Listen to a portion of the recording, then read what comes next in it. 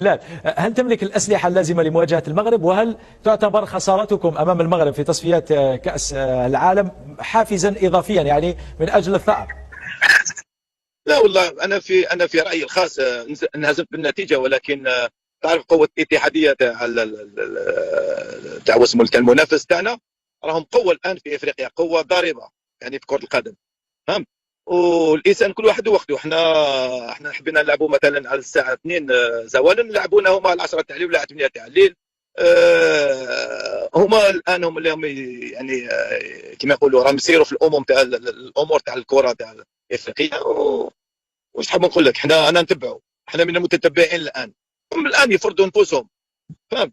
هذه هي الامر، ما عندك ما ديروا. الحاكم ايضا يفرضوا هما، يختاروا هما، لهذا راح تلعب يعني ضد منتخب كبير، وتلعب ضد امور اخرى الخفيه. فهمت لي؟ لفوز المنتخب المغربي.